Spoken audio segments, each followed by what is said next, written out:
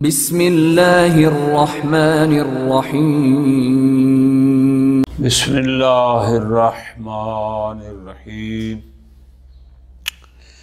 الثانیۃ عشرہ اذا انقلب الخمر خلا حلا سواء کان بعلاج او من قبل نفسه۔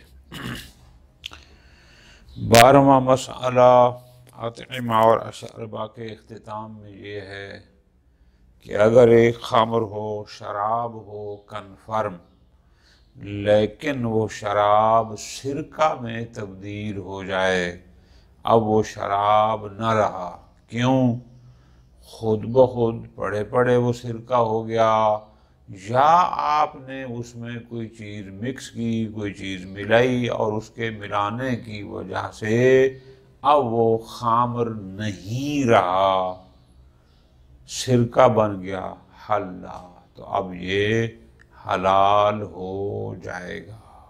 کیوں؟ اس لیے کہ اس کی حرمت کی وجہ تھی اسکار، کیونکہ جب تک وہ خمر تھا، جب تک شراب تھا، نشہ تھا، اب جب سرکہ بن گیا، وہ اسکار جو جس چیز نے اس کو حرام کیا تھا وہ بھی نہ رہا، وہ حلال ہو گیا، اور پھر ساتھ روایت بھی موجود ہے۔ ٹھیک ہو گیا؟ یہ مختصر سی بات کی شہید اول نے۔ شہید ثانی نے پھر اس پر تھوڑی سی بحث کی ہے کہ اگر تو شراب خود بخود پڑے پڑے سرکہ بن جائے، وہ تو چلو بات ٹھیک، لیکن آیا کوئی چیز ملا کر اس کو سرکے میں تبدیل کیا جائے؟ روایات اس بارے میں کیا کہتی ہیں، نظریات کیا کہتے ہیں؟ بالکل آسان اور سیدھے سیدھے مسائل ہیں۔ الثانیۃ عشرہ، 12واں مسئلہ یہ ہے کہ اذا انقلب الخمر خلا، کہ اگر شراب منقلب ہو جائے، تبدیل ہو جائے، کس میں؟ سرکہ، شراب سرکہ بن جائے، حلا، اب وہ حلال ہو جائے گا، لزوال المعنی المحرم، اس لیے کہ جو چیز محرم تھی، حرام کرنے والی، وہ کیا تھا؟ وہ تھا اسکار، تو جب اسکار ہی نہ رہا اور نشاور نہ رہا، ختم ہو گیا، وہ زوال جو چیز اس کی محرم تھی وہ زائل ہو گئی، اسکار۔ اور دوسرا وللنس، اور روایت بھی موجود ہے جو کہتے ہیں کہ شراب فرقہ بن جائے تو حلال ہو جاتا ہے۔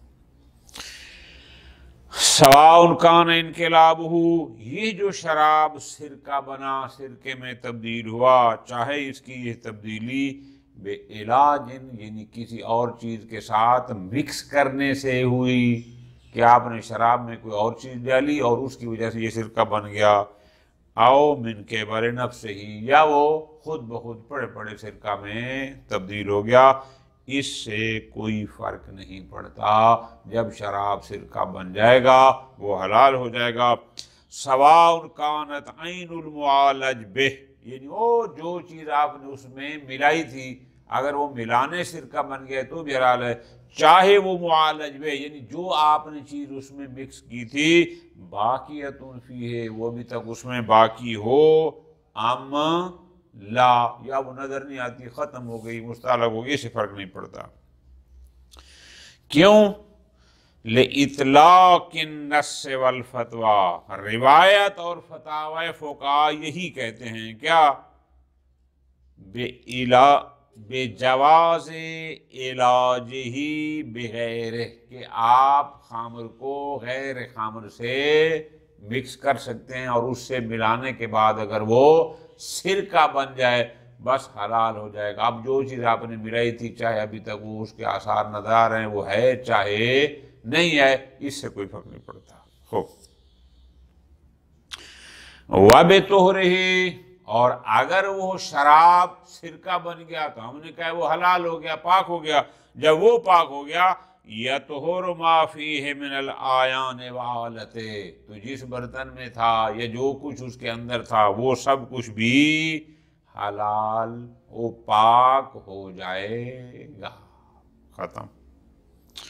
البتہ شہید ثانی فرماتے ہیں یکرہ علاجہ بغیرہ، کہ شراب کو، خمر کو غیر خمر سے مکس کر کے ملا کے سرکہ بنانا مکروہ ہے۔ کیوں؟ لِنَّهْيِ عَنْهُ فِي روایت، چونکہ ایک روایت ہے ابو بصیر کی امام جعفر صادق علیہ السلام سے، جس کی روایت کے مطابق امام نے ایسا کرنے سے منع فرمایا۔ بہرحال ہم اگر نہیں کو حمل بر حرمت نہ بھی کریں تو بر کراہت کرتے ہیں۔ وَلَا عَالَمُوا لِأَصْحَابِنَا خِلَافًا فِي ذَلِكَ، یہ جو کہا ہے کہ خمر کو، شراب کو علاج کے ذریعے یعنی کوئی شے ملا کر سرکہ بنانا اس سے حلال ہو جاتا ہے، ہمارے علماء بزرگان کا اس میں کوئی اختلاف نہیں ہے۔ فی الجملہ یعنی کیا کہ وہ سارے اس کے قائل ہیں۔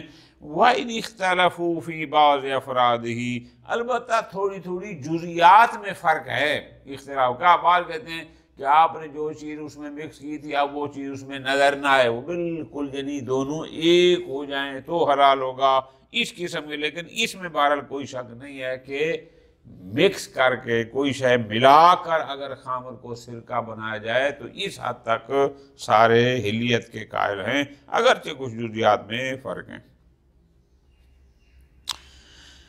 وَلَوْلَا ذَلِكَ، اگر ہمارے بزرگان کا اجماع نہ ہوتا کہ شراب کو بالعلاج سرکہ بنانے سے وہ شراب حلال ہو جائے گا،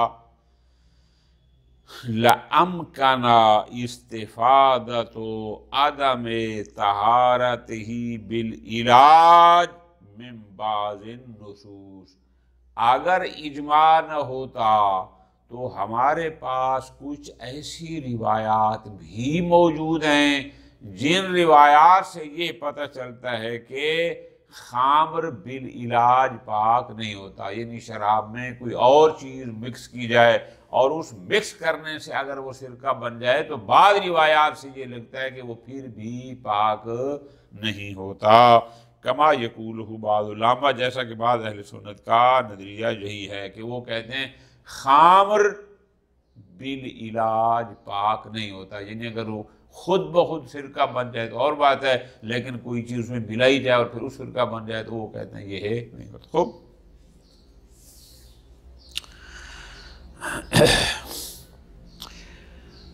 انما تطہر النجاسۃ الخمریہ، یہ جو بات ہے کہ اگر ہم نے علاج کیا کوئی شے اس میں مکس کی تو وہ پاک ہو گیا، تو اگر وہ خمر صرف خمر ہونے کی وجہ سے نجس تھا پھر تو وہ سرکہ بننے سے ہو جائے گا پاک۔ یہ ہوتی ہے نجاست خمریہ کہ خمر ہونے کی وجہ سے نجس تھا۔ مطلب کیا؟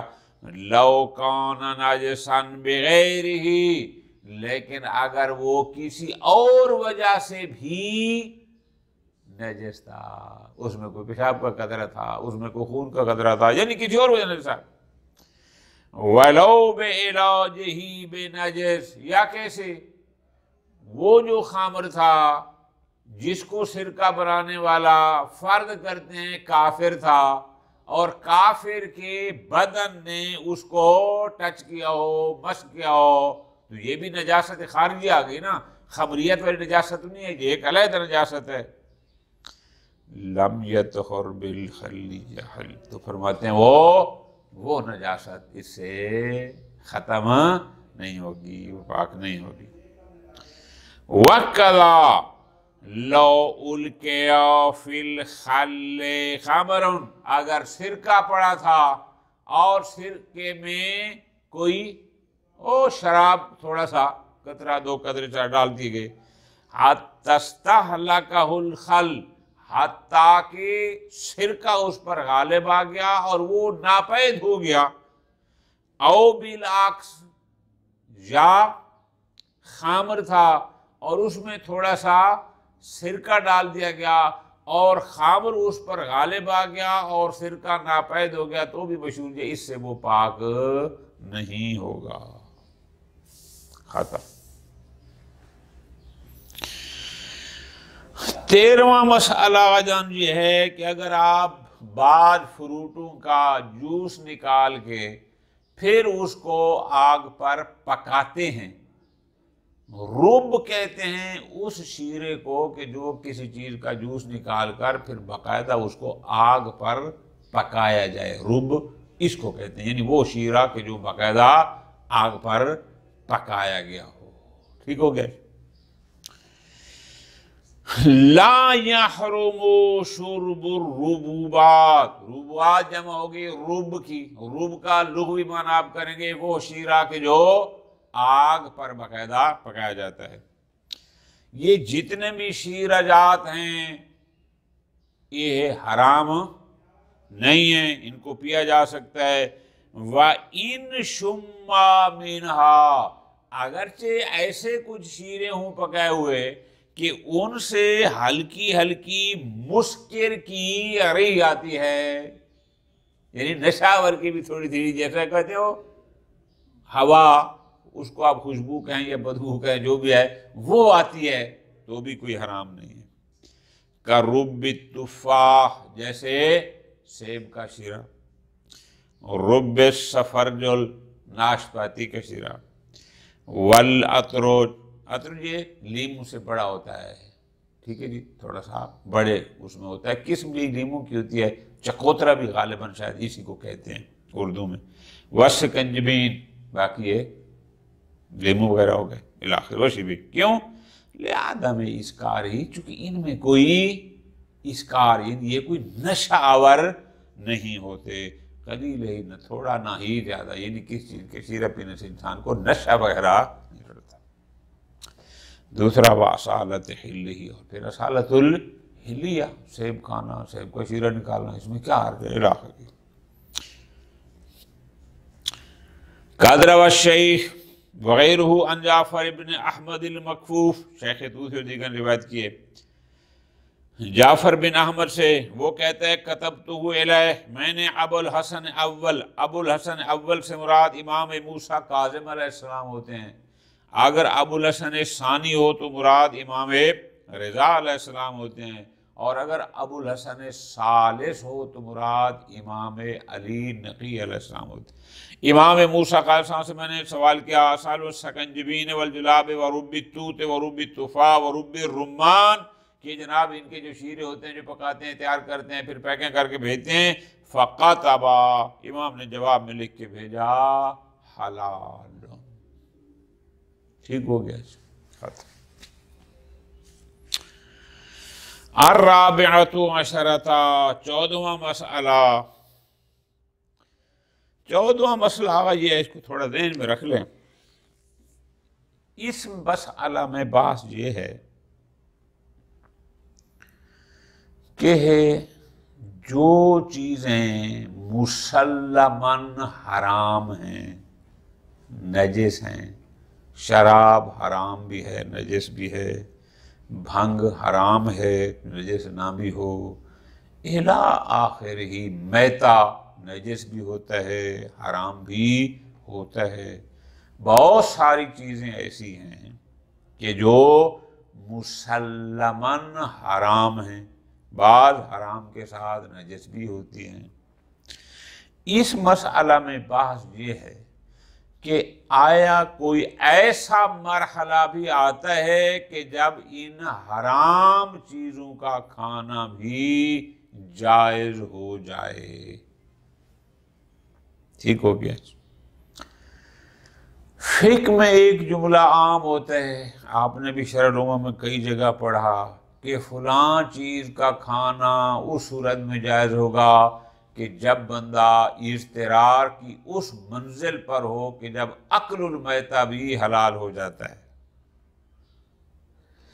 ایک منزل ہوتی ہے کہ ایک انسان ہے، اس انسان کی زندگی موت کا مسئلہ ہے، اور اس کی زندگی کی بقا فقط اور فقط کسی حرام کے کھانے یا پینے میں ہے۔ بڑی آسان سی مثال، ایک بندہ مر رہا ہے، ہمارے پاس پاک پانی یا کوئی اور چیز جو حرام نہ ہو وہ نہیں ہے، اس کے پاس فقط ایک مثال دے رہا ہوں، بھنگ کا پیالہ پڑا ہوا ہے، گلاس ہے جس میں بھنگ ہے، عام حالات میں اس کا پینا حرام ہے چونکہ وہ مسکر ہے۔ اب اگر وہ اس سے بھی ایک دو گھونٹ نہیں لیتا تو وہ بندہ مر جائے گا۔ اس منزل کو کہتے ہیں منزل اضطرار، کہ جب انسان اس زندگی اور موت کی کشمکش کی اس منزل پر ہو اور اس کے پاس سوائے اس حرام کے اور کچھ بھی نہ ہو، تو ایسی صورت میں اس منزل پر اس کے لیے اس حرام کا کھانا یا پینا جائز ہو جاتا ہے، حلال ہو جاتا ہے۔ ٹھیک ہو گیا؟ اب اس میں آگے آ جان کچھ جزئیات ہیں جن کو توجہ سے سننا ہے۔ وہ یہ ہے کہ کس کے لیے جائز ہے، ہر انسان کے لیے یا کچھ لوگوں کے لیے اس منزل پر بھی وہ حرام کا استعمال جائز نہیں ہے۔ نمبر 2، کتنا استعمال جائز ہے؟ کیونکہ دیکھو نا، 2 گھونٹ پینے سے بھی بندہ بچ جائے گا۔ اب وہ کہتے چلو حلال تو ہو گیا، 2 کی بجائے پورا گلاس ہی ختم کر دوں، تو آیا وہی 2 گھونٹ حلال ہوں گے، اضافی حرام ہوگا، یا جب 2 گھونٹ حلال ہو گئے تو زیادہ بھی حلال ہے؟ اب یہ چھوٹی چھوٹی جزیات کے مسئلے ہیں جن کو پوری توجہ سے۔ پھر ایک مسئلہ یہ ہے کہ اگر اس کے سامنے 2 حرام ہیں، ایک حرام بڑا ہے ایک چھوٹا، مثلا ادھر پڑا ہے شراب، توجہ کے ساتھ میری جان، جو ذاتاً نجس بھی ہے حرام ہے، ادھر پڑا ہے شربات جو اس کا نہیں ہے کسی اور کا ہے، تو غیر کے مال کو بغیر اذن کے پینا وہ بھی حرام، جیسے ہمارے کل کے مسئلے میں گزرا۔ اب یہ شربت ہے لیکن کسی کا ہے، بغیر پوچھے پی جانا حرام ہے، یا کراہت کا علم ہے کہ وہ ناپسند کرتا ہے پھر بھی حرام ہے۔ ادھر شراب ہے، تو اب ان 2 میں سے اضطرار ہے تو کس کا انتخاب کرے؟ اس کی حرمت ذاتی ہے، اس کی عارضی ہے، یعنی اجازت دے دے تو بھی حلال ہو جائے گا، لیکن اس میں تو کوئی ایسی آپشن ہے ہی۔ تو یہ چھوٹے چھوٹے اس سے مربوط مسائل ہیں، اس کو انشاءاللہ کوشش کرتے ہیں کہ کہیں کنارے لگا لیں۔ 14واں مسئلہ اس بارے میں یہ ہے کہ یجوز عند الاضطرار، کہ جب انسان اضطرار کی منزل پر ہو، اضطرار کا معنی آپ یوں کریں گے کہ اس کے پاس کوئی اور چارہ کار نہ ہو، کوئی اور آپشن نہ ہو سوائے اس کے کہ وہ حرام کھائے، تو اضطرار کی صورت میں جائز ہے تناول المحرم، حرام کا استعمال، وہ کھانے کے تو کھانا، پینے کے تو پینا، من المیتۃ، وہ چاہے میتہ بھی کیوں نہ ہو، چاہے خمر بھی کیوں نہ ہو، یا کوئی اور حرام جو بھی ہے، لیکن کب؟ اب وہ مراحل بتا رہے ہیں، یعنی کس وقت حرام کا تناول استعمال کرنا جائز ہے۔ عند خوف التلف بدون التناول، کہ اگر یہ اس حرام کو نہیں کھاتا پیتا تو بندہ مر جائے گا، تلف کا خوف ہو ایک، او حدوث المرض، اگر یہ بندہ اس کو نہیں کھاتا تو اس میں ایک نئی بیماری پیدا ہو جائے گی، حدوث سے مراد یعنی بیماری کا پیدا ہونا، یہ ایسی بیماری اس کو لگ جائے گی جو پہلے نہیں تھی اب لگ جائے گی اگر اس حرام کو نہیں کھاتا تو، اور زیادتی، یا پہلے سے تھی لیکن نہ کھانے سے وہ بڑھ جائے گی۔ یہ 2 مرحلے ہو گئے۔ نمبر 3، الضعف، کمزور ہو گیا ہے، سفر کر رہے تھے، مثال دے آگے کاروان جا رہا تھا، یہ کہیں رہ گیا اور اتنا کمزور ہو گیا ہے کہ اب اس کے پاس حلال چیز کھانے پینے کچھ نہیں ہے، اگر یہ حرام بھی نہیں کھاتا تو یہ کاروان سے رہ جائے گا اور رل جائے گا، ہلاکت کے آثار اس پر واضح ہیں۔ او الضعف، یا اتنا کمزور ہے کہ المعدی الی التخلف عن الرفقہ، کہ یہ کمزوری اس کو اتنی ہے کہ بالآخر اگر یہ حرام نہیں کھاتا تو یہ کاروان سے پیچھے رہ جائے گا، مع ظہور امارت العطب، اور ہلاکت کے علامات نشانیاں بھی واضح ہیں علی تقدیر۔ اگر یہ پیچھے رہ گیا تو علامت کیا؟ کاروان کے ساتھ جا رہا ہے، اگر نہیں جاتا تو آگے جناب فرق جنگل سے گزرنا ہے، جانور یقیناً حملہ کر دیتے ہیں، پورا کاروان ہو تو ایک سیکورٹی سسٹم ہوتا ہے، یا دشمن حملہ کر دیتے ہیں، یا اور کھانے پینے کے حوالے سے ہلاکت کے آثار واضح ہوں، تو ایسی صورت میں بھی اس کے لیے اس حرام کو کھانا یا پینا جائز ہے۔ خوب، یہ ساری بات کی شہید اول۔ اب شہید ثانی اس پر بحث کر رہے ہیں کہ جناب خوف تلف ہو یا بیماری کے لگنے یا بڑھنے کا خوف ہو یا کاروان سے رہ جانے کا خوف کہ جب یہ بھی علامات ظاہر ہوں وہ کرائیں کہ اگر میں کاروان سے رہ گیا تو پھر میں زندہ نہیں بچ سکتا، تو ایسی صورتوں میں اس کے لیے حرام کا کھانا تناول جائز۔ شہید ثانی بحث کر رہے ہیں، ایک ایک سطر پوری توجہ سے علیحدہ علیحدہ فرماتے ہیں وَمُقْتَضَى هَذَا الْإِطْلَاقِ، یہ جو چند مقامات پر، بلکہ آپ ایک قاعدہ بنا لیں کہ اضطرار کی کیفیت میں، آگے اضطرار کی تعریف ہے نا، اضطرار یا موت کے خوف کی اضطراری کیفیت ہے، یا بیماری لگنے یا بڑھنے کی اضطراری کیفیت ہے، یا کاروان سے رہ جانے کی اضطراری کیفیت ہے، یہ جو اضطراری کیفیت میں حرام کا کھانا جائز ہے، عدم الفرق، اب اس میں فرق نہیں ہے بین الخمر وغیرہ من المحرمات، کہ چاہے وہ شراب ہو یا غیر شراب دیگر محرمات سے، فی جواز تناولها عند الاضطرار، کہ اضطراری کیفیت میں ان کا کھانا جائز ہو سکتا ہے۔ ٹھیک ہے جی، اب علماء نے کہہ دیا کہ اضطرار کی کیفیت میں حرام کا کھانا پینا جائز ہے، اب اس میں کوئی فرق نہیں ہے کہ وہ حرام شراب ہو یا غیر شراب۔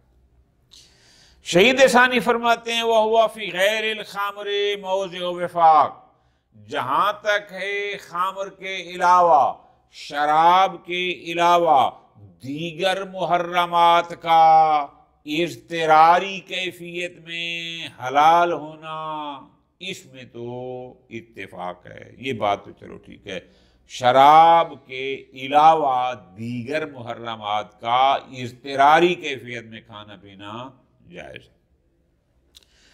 اما فیہا، لیکن مسئلہ کیا ہے خمر میں؟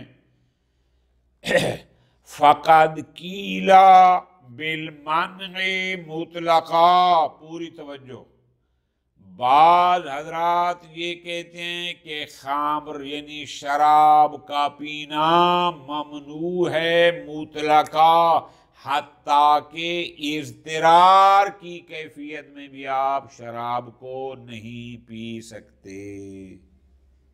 بات سمجھ آ گئی جی؟ یہ ایک نظریہ ہو گیا۔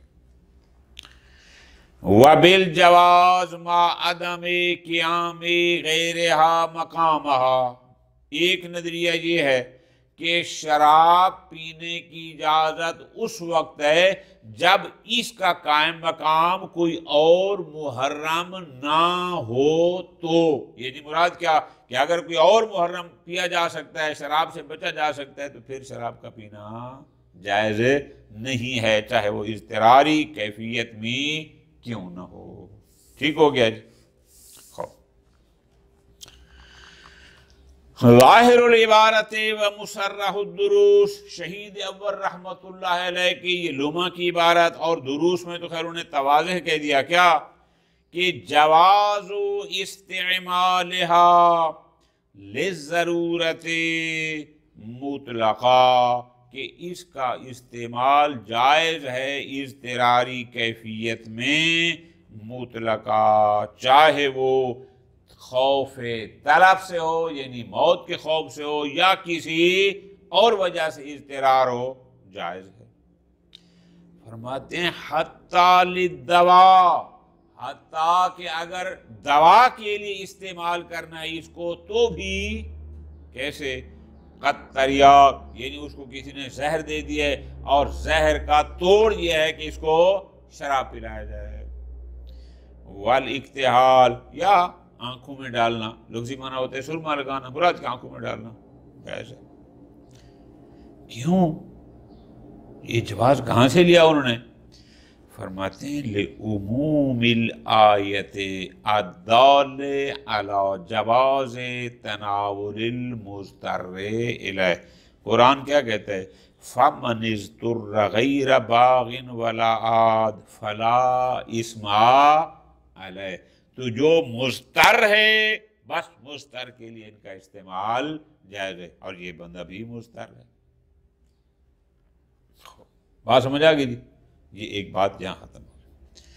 شہید ثانی فرماتے ہیں وَالْأَخْبَارُ كَثِيرَةٌ فِي الْمَنْعِ مِنْ اسْتِعْمَالِهَا مُطْلَقًا.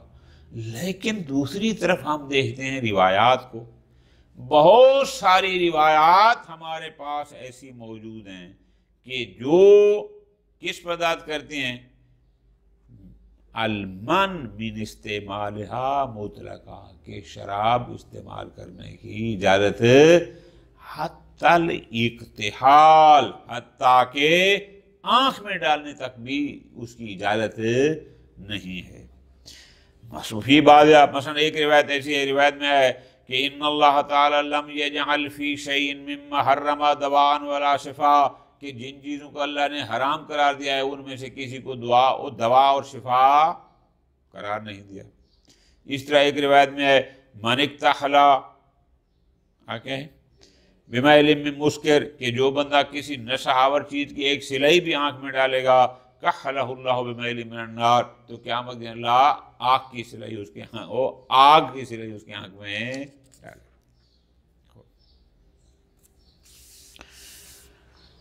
والمصنف حاملها علی الاختیار. البتہ شہید نے ان روایات کو حامل کیا ہے، کس پر؟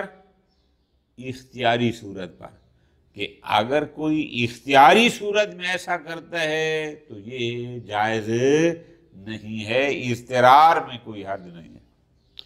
والعلامہ لطف نے، جبکہ علامہ نے حمل کیا کہ بالکل یہ روایات ہیں، لیکن اس کا مطلب حمل کیا ہے؟ علی طلب صحت لا طلب سلامت من الطلب.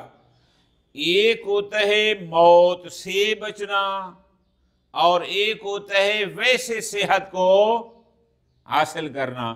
فرماتے ہیں طلب صحت کے لیے جائز نہیں ہے، لا طلب السلامہ. لیکن اگر موت زندگی کا مسئلہ ہے، سلامتی کی طلب ہے، تو پھر کوئی حرج.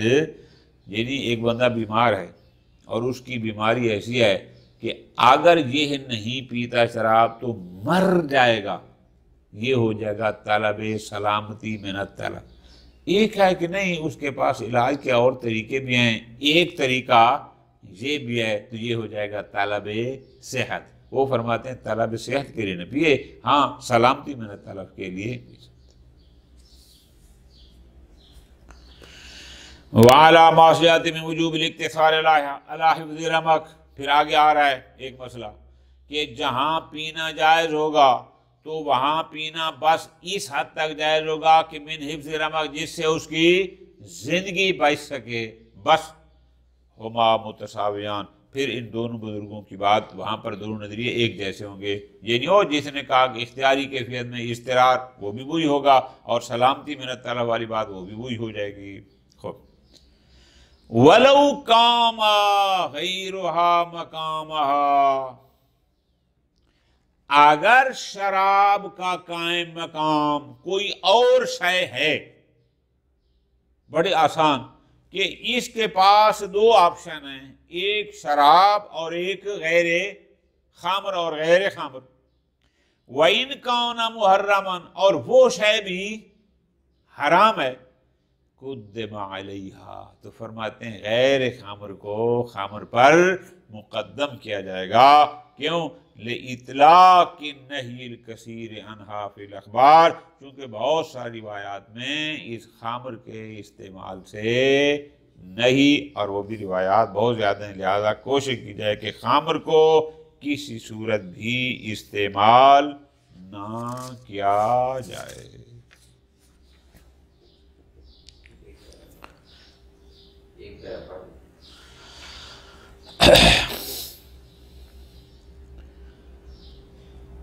وَلَا يُرَخَّصُ الْبَاغِي،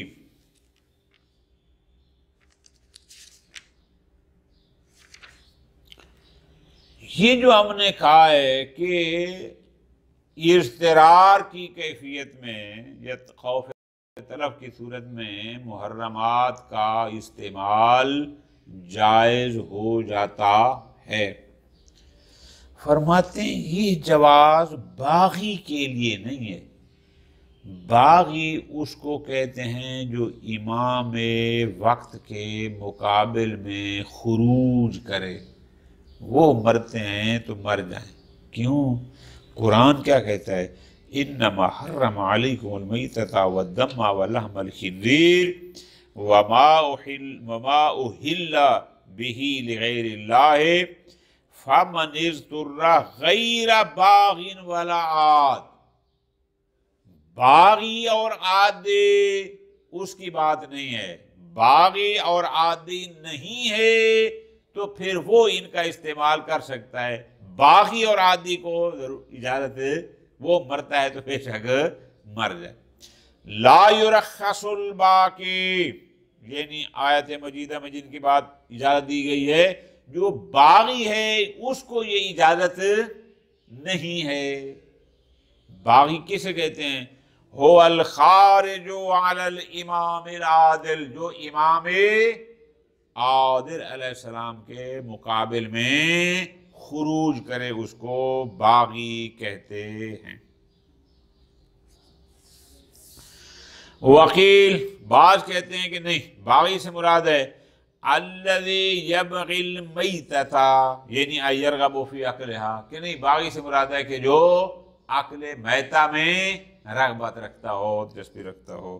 لیکن والاول اظہر، پہلا معنی صحیح ہے زیادہ۔ کون سا؟ کہ باغی اس کو کہتے ہیں جو امام عادل کے مقابلے میں خروج کرے۔ وَلِأَنَّهُ مَعْنَاهُ شَرْعًا، اور شرعاً بھی باغی اسی کو کہا گیا ہے کہ جو امام عادل پر خروج کرے اس کے مقابلے میں۔ خوب، ایک تو ہو گیا باغی۔ اسی طرح یہ اجازت عادی کو بھی نہیں ہے، ایک تو باغی کو نہیں ہے، دوسرا عادی۔ عادی کسے کہتے ہیں؟ ہوا قاطع الطریق، یہ جو ڈاکو رہزن ہوتے ہیں ان کو بھی اجازت نہیں ہے۔ وقیل، بعض کہتے ہیں کہ نہیں، عادی سے مراد رہزن نہیں ہے، عادی سے مراد کون ہے؟ الذی یعدو شبعہ ان یتجاوز، مراد کیا؟ کہ جو بہت زیادہ کھاتا ہے، یعنی پیٹ بھرنے کے بعد بھی وہ کھاتا رہتا ہے، عادی اس کو کہتے ہیں۔ لیکن شہید فرماتے ہیں والاول هو الاشہر، کہ نہیں، عادی سے وہی قاطع الطریق رہزن جو ہوتے ہیں وہ والا معنی زیادہ مشہور ہے۔ خوب، والمروی، البتہ روایت بھی ہے لیکن وہ روایت سند کے لحاظ سے ضعیف ہے اور مرسل ہے۔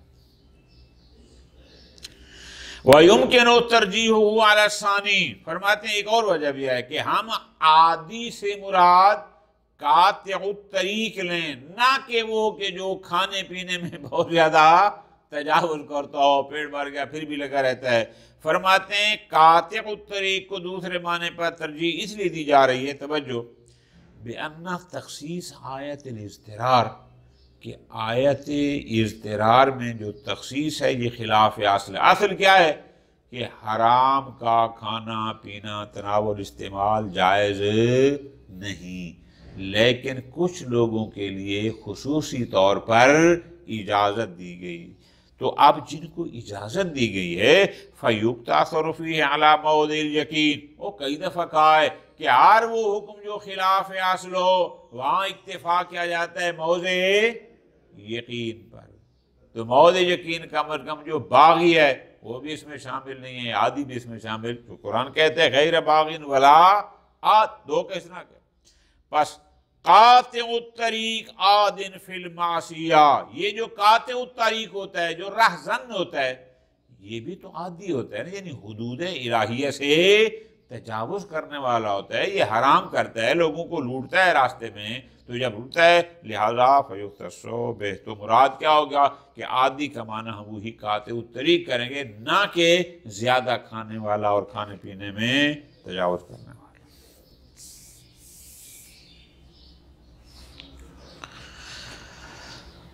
وَنَقَلَ الطَّبَرْسِی، شیخ طبرسی رحمت اللہ علیہ، بڑی معروف شخصیت، صاحب مجمع البیان، انہوں نے معنی اور کیے ہیں۔ وہ فرماتے ہیں غیر، الفاظ کیا تھے آیت کے؟ غیر باغٍ ولا عاد، دو لفظ ہے نا کہ باغی اور عادی کو یہ اجازت نہیں ہے۔ وہ فرماتے ہیں کہ باغی سے مراد انہ باغ اللذہ، کہ جو لذت کا خواہش مند ہو، طالب ہو، یعنی مراد وہ زندگی بچانے کے لیے نہ، اس کے لیے۔ وعادی سد الجوع، عادی سے مراد کیا ہے کہ جو اپنی بھوک سے زیادہ تجاوز کرنے والا، یا عادی بال او عادن بالمعصیہ، یا عادی سے مراد کیا کہ جو معصیت کے ذریعے، گناہ کے ذریعے حد سے تجاوز کرتے، حدود الہی سے۔ او باغن فی الافراط و عادن فی التاثیر، یا یہ ہے کہ باغی سے مراد یہ ہے کہ جو افراط، یعنی جو وہ زندگی بچانے کے لیے جو کھانا چاہیے، جو اس سے زیادہ کھائے گا اس کو باغی کہے گئے۔ وعادن فی التکثیر، اور عادی اس کو کہتے ہیں کہ جو کچھ اس کو حلال کے لیے چاہے وہ اس میں بھی کوتاہی کرتا ہے، اور وہ اتنا حلال نہیں کھاتا بلکہ حرام کی طرف جاتا ہے۔ یہ دو لوگ مراد ہیں۔ خوب، یہ ایک تفصیل تھی جنہوں نے بیان کی۔ انما یجوز ہے انشاءاللہ پھر اگلے درس میں۔ وصلی اللہ علی محمد وعلی محمد۔